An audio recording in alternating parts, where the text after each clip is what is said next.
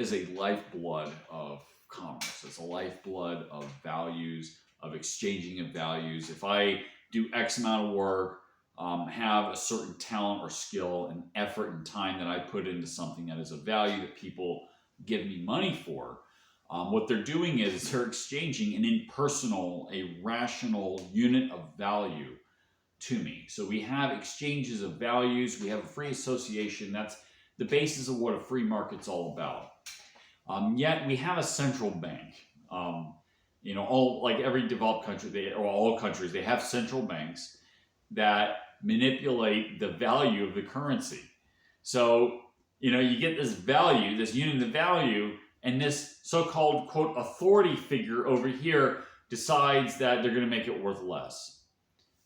Because their governments want to do deficit spending, and deficit spending for things that are actually counterproductive, to the development of humanity. I mean, it's good for the elite, but it's detrimental to everybody else. So the central bank thinks that it has the moral authority to dictate what my units of value that I've earned are worth. So why, this is the argument, this is, I think, the main argument against of having a central bank. Who proposes that it's a good idea to have a central bank? People who think that there's some justification to manipulate the value of a currency. I mean, think about that. Let that sink in.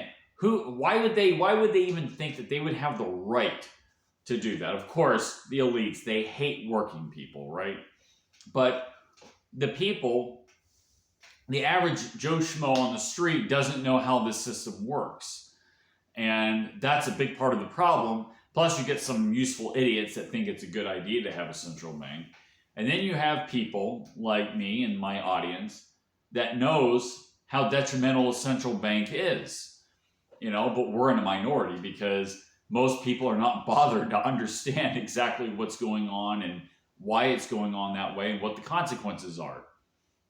So this is a really good point. We focus on things like the migrant crisis. We're focusing on geopolitics and wars all over the place and election fraud and things like that. Well, we can talk about the central bank.